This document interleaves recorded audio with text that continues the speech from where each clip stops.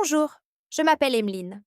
Depuis que je suis enfant, j'ai toujours été fascinée par les visages humains.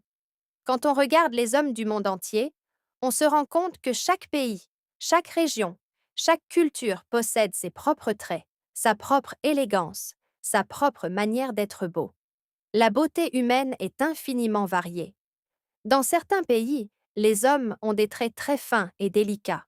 Dans d'autres, des mâchoires plus marquées, des regards plus profonds ou des expressions plus douces.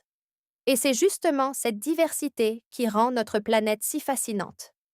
Quand on voyage à travers le monde, on découvre des visages totalement différents, mais tous portent quelque chose d'unique. En Europe du Nord, par exemple, dans des pays comme la Suède, la Norvège ou l'Estonie, beaucoup d'hommes ont une peau très claire, des yeux bleus, gris ou verts, et des cheveux blonds ou châtain clair. Leur beauté est souvent décrite comme froide, presque irréelle, comme des personnages de contes nordiques. En Islande, certains visages semblent sculptés par le vent et le froid. Les regards paraissent silencieux, mystérieux. Dans les pays méditerranéens comme l'Italie, l'Espagne, la Grèce ou le Liban, les traits sont souvent plus chaleureux. Cheveux foncés, peau dorée par le soleil, yeux bruns très expressifs. On parle souvent d'une beauté solaire, intense, théâtrale presque. Certains hommes grecs ont des profils rappelant les statues antiques. Nez droit, regard profond, cheveux épais. En Italie, beaucoup de visages sont associés à l'élégance du cinéma classique. Au Moyen-Orient, on retrouve souvent des yeux très marqués, avec des sourcils épais et des regards extrêmement expressifs.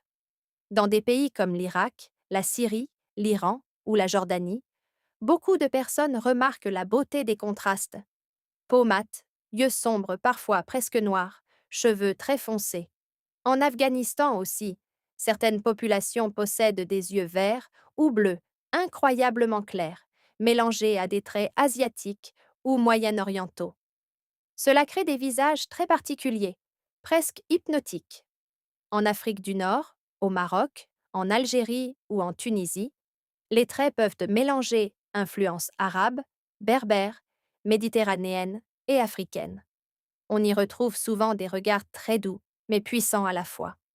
En Afrique subsaharienne, la diversité est immense. Le continent africain possède probablement la plus grande variété génétique du monde. Au Sénégal, au Congo, au Nigeria ou en Éthiopie, les visages peuvent être totalement différents les uns des autres.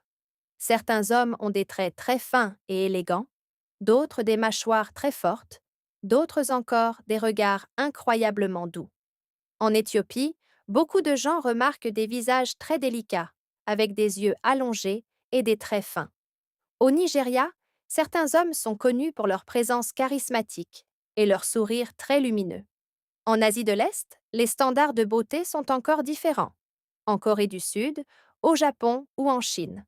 Beaucoup de gens apprécient les visages harmonieux, la peau lisse, les traits équilibrés. La beauté masculine y est parfois plus douce, plus élégante, plus raffinée.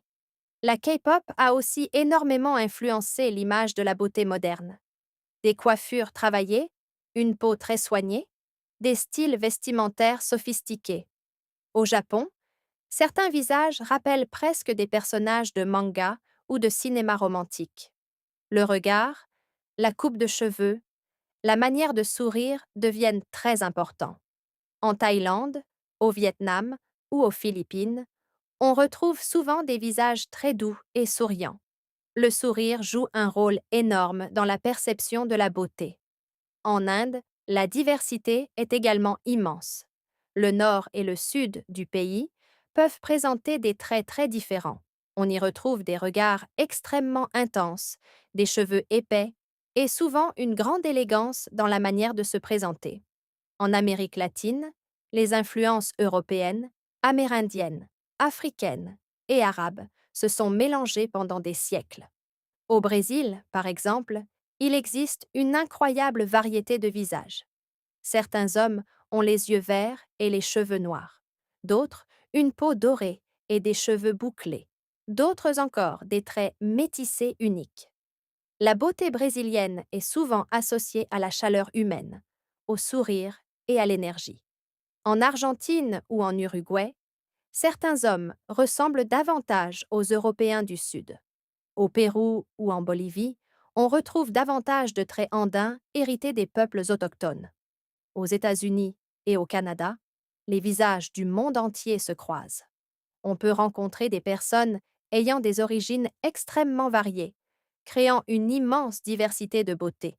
Mais ce qui est fascinant, c'est qu'aucun visage n'est la perfection universelle. Chaque culture possède ses propres goûts.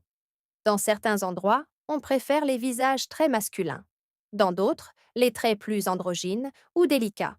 Certaines personnes aiment les yeux clairs, d'autres trouvent les yeux noirs plus profonds et plus beaux. Certaines cultures admirent les peaux très pâles, d'autres trouvent magnifiques les peaux foncées et lumineuses. Et finalement, la beauté dépend énormément de l'émotion que dégage une personne. Un regard peut rendre un visage inoubliable. Un sourire peut transformer totalement quelqu'un. Parfois, une personne n'a même pas des traits considérés parfaits, mais son charisme, sa voix, sa manière de parler ou de regarder les autres la rendent incroyablement belle. La beauté humaine ne se résume pas à une simple forme de nez ou de mâchoire. Elle raconte aussi une histoire, une origine, une culture, un climat, des siècles de mélange entre peuples et civilisations. Quand on regarde les hommes du monde entier, on regarde aussi l'histoire du monde. Et c'est peut-être ça le plus beau, la diversité humaine.